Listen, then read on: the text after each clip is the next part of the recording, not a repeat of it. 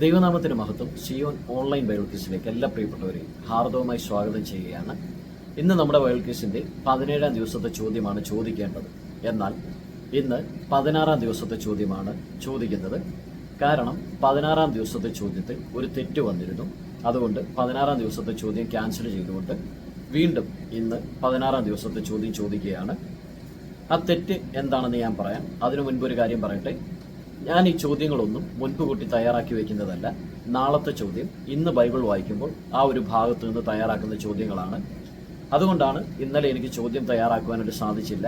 മുൻപ് കൂട്ടി ആ വീഡിയോ ഒക്കെ എടുത്തു വയ്ക്കുകയാണെങ്കിൽ ഒരു ദിവസം ചോദ്യം തയ്യാറാക്കാൻ സാധിച്ചില്ലെങ്കിലും പെട്ടെന്ന് തന്നെ ആ വീഡിയോ പോസ്റ്റ് ചെയ്യാനായിട്ട് സാധിക്കും.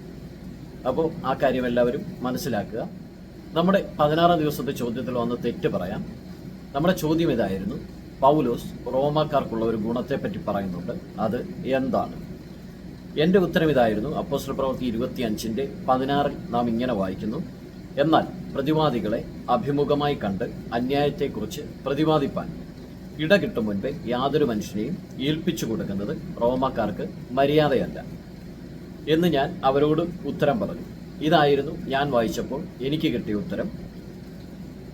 എന്നാൽ ഞാൻ വായിച്ചതിൽ വന്ന മിസ്റ്റേക്കാണ്. പല പ്രിയപ്പെട്ടവരും ഈ ഉത്തരം തന്നെ എനിക്ക് അയച്ചു. അത് കാരണം ഞാൻ പിന്നെ ആ ഭാഗം എടുത്ത് വായിക്കുവാനൊന്നും ശ്രമിച്ചില്ല. ബൈബിൾ ക്വിസിൽ പങ്കെടുക്കുന്ന പല പ്രിയപ്പെട്ടവർ ഈ ഉത്തരം തന്നെ അയച്ചപ്പോൾ ഞാൻ അതിന് ടിക്കും കൊടുത്തു, അതായത് ലൈക്കും കൊടുത്ത് ശരിയാണെന്ന് സമ്മതിക്കുകയും ചെയ്തു. എന്നാൽ അവസാനമായിട്ട് ഒരു സിസ്റ്റർ വന്ന് ഈ ഉത്തരം തന്നെ അയച്ചിട്ട് ഇത് ശരിയാണോ എന്ന് ചോദിച്ചു. അപ്പോൾ ഞാൻ ആ സിസ്റ്ററും ലൈക്ക് കൊടുത്തു. എന്നാൽ ആ സിസ്റ്റർ അത് തിരുത്തുവാനായിട്ടിടയായി ഇത് പൗലോസ് അല്ല പറഞ്ഞിരിക്കുന്നതെന്ന് പറഞ്ഞു. അപ്പോൾ പെട്ടെന്ന് തന്നെ ഞാൻ ആ ഭാഗം എടുത്ത് വായിച്ചപ്പോൾ എനിക്ക് മനസ്സിലായത് അത് പൗലോസ് അല്ല പറഞ്ഞിരിക്കുന്നത്, ഫെസ്തോസ് ആണ് പറഞ്ഞിരിക്കുന്നത്. ആ സിസ്റ്റർ മറ്റാരുമല്ല, ആൻസി ബിജു എന്ന ഈ സിസ്റ്ററാണ്. സിസ്റ്ററെ ദൈവം ധാരാളമായിട്ട് അനുഗ്രഹിക്കട്ടെ. ഞാൻ ആദ്യം തന്നെ പറഞ്ഞിട്ടുണ്ട്, നമ്മുടെ ഈ ബൈബിൾ ക്വിസ് ചോദ്യം ചോദിക്കുന്ന എനിക്കും ഉത്തരം അയക്കുന്ന നിങ്ങൾക്കും ഒരുപോലെ പഠിക്കുവാൻ വേണ്ടിയുള്ള ഒരു ബൈബിൾ ക്വിസാണ്. അപ്പോൾ ഉത്തരം അയക്കുമ്പോൾ തെറ്റ് വരുന്നത് പോലെ തന്നെ ചോദ്യം ചോദിക്കുമ്പോഴും തെറ്റുകൾ സംഭവിക്കാം. നമുക്ക് പരസ്പരം ക്ഷമിച്ചും പരസ്പരം മനസ്സിലാക്കിയും മുൻപോട്ട് പോവുക, അതാണ് നമ്മുടെ ലക്ഷ്യം. ബൈബിൾ പഠനമാണ് നമ്മുടെ ലക്ഷ്യം. ഒന്നുകൂടി പറയട്ടെ, ദൈവവചനത്തിൽ ആരും പൂർണ്ണരല്ല. മറ്റു ബൈബിൾ ക്വിസിലെ ക്രിസ്മാസ്റ്റർമാർ പറയുന്നത് പോലെ ഞാൻ പറയുന്നത് മാത്രമാണ് ശരി, ഞാൻ ഉദ്ദേശിക്കുന്ന ഉത്തരം തന്നെ അയക്കണം, അങ്ങനെയുള്ള പിടിവാശിയൊന്നുമില്ല. എൻ്റെ ഭാഗത്തുനിന്ന് എന്തെങ്കിലും തെറ്റ് വന്നാൽ നിങ്ങൾക്ക് ഏതു സമയത്തും അത് തിരുത്താവുന്നതാണ്. ഞാനത് എൻ്റെ ഭാഗത്ത് തെറ്റാണെങ്കിൽ അത് സമ്മതിക്കുകയും ചെയ്യും. 16-ാമത്തെ ചോദ്യത്തിൽ എൻ്റെ ഭാഗത്തു നിന്ന് വന്ന തെറ്റിന് എല്ലാ പ്രിയപ്പെട്ടവരും ദൈവനാമത്തിൽ ക്ഷമ ചോദിക്കുകയാണ്. നമ്മുടെ ഇന്നത്തെ ചോദ്യം, അതായത് 16-ാമത്തെ ചോദ്യം വീണ്ടും നമുക്ക് ചോദിക്കാം. നമ്മുടെ ചോദ്യത്തിലേക്ക് പോകാം.